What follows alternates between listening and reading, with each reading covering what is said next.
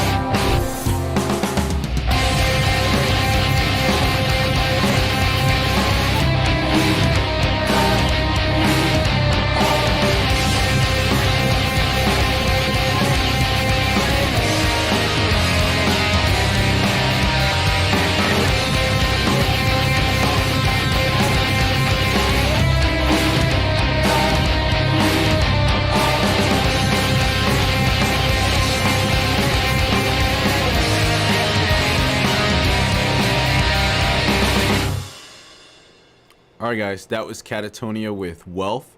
You can leave your numbers out of 10 in the chat. Let me know what you thought about this. Now, I thought this was an interesting track. It kind of jogged my memory about this band. One thing that, or something that I did notice and recalled back was this band has they have interesting time signatures with some of their riffs, and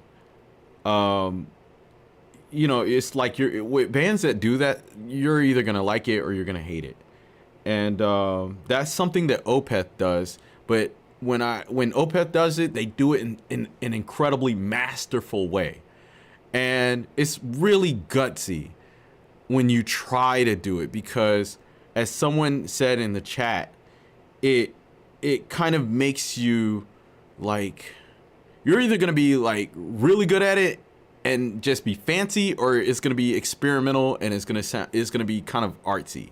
And with this, the way that they did their time signatures with this particular song, it was very artsy and experimental, and I did not like it because the song had a really good flow. The heavy parts are very heavy and explosive, but the calmer parts, the more melodic parts, they're a jam and it's a vibe. And it feels like they completely ruined the vibe with the explosion of the heavy parts. But then once you get into the heavy parts, like dun, dun, dun, dun, dun, dun, the time signatures change, and then it throws you out of the heavy parts. And so I feel like this is a track that maybe it'll sound better on a second pass through, but for a first time listen, I wasn't feeling this.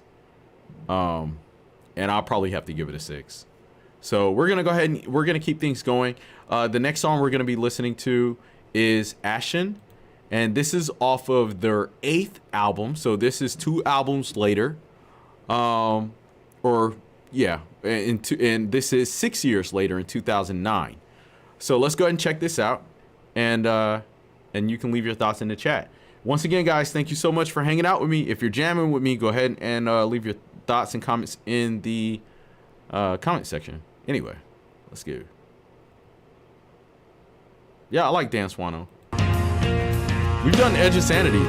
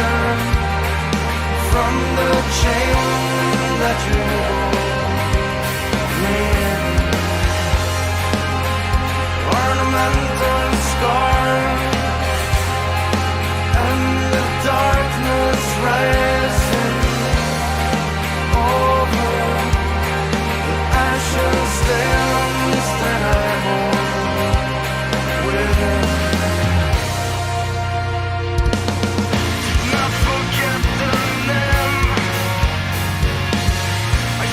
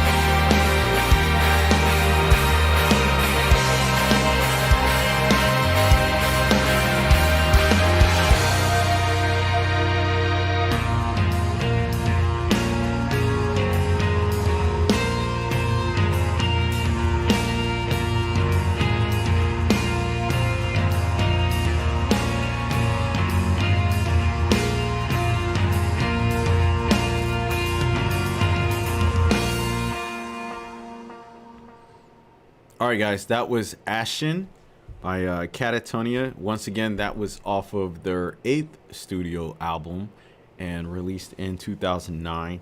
This is a massive improvement from the previous track that we just listened to, in which this had all the feels, all the vibe that I enjoyed from the previous song, but no interesting time signature switch ups or explosive jumping into the chorus heavy sound. So I enjoy this track. I love the clean vocals. I love how melodic it was, and it was just an overall smooth track. So we're gonna go ahead and keep things going. The next song we're gonna be listening to is off of the same album. Yes, off of the 8th album, and it's called Day and Then the Shade. Let's go ahead and check it out. Leave your thoughts and your numbers out of 10 in the chat. Let's go.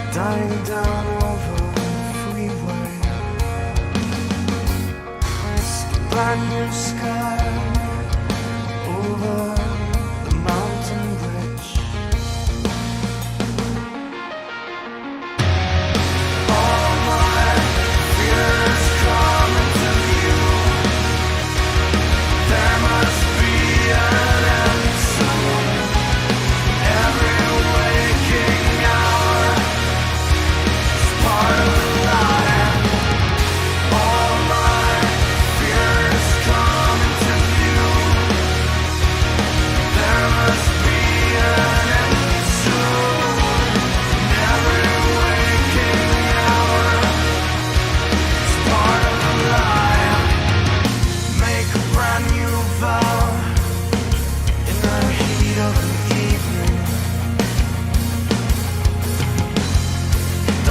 the swarms, I was nothing ever. Red like the sun, dying down over the freeway. It's the brand new sky over the mountain ridge. Oh, wow. All right, guys, this was Catatonia with Day and then Shade. Feel free to leave your thoughts and your numbers in out of 10 in the chat and let me know what you thought about this song. Now, this falls in line with the previous song. Overall, it had a really good flow. No experimentations, no interesting time signatures. Everything just flowed very well. And that's kind of a good thing, and it's a bad thing. It's a good thing because there's no real surprises in the song. There was nothing that really popped out to shock me or make me feel like, what is this? And so that's also a bad thing. Listening to this, it didn't feel like anything special.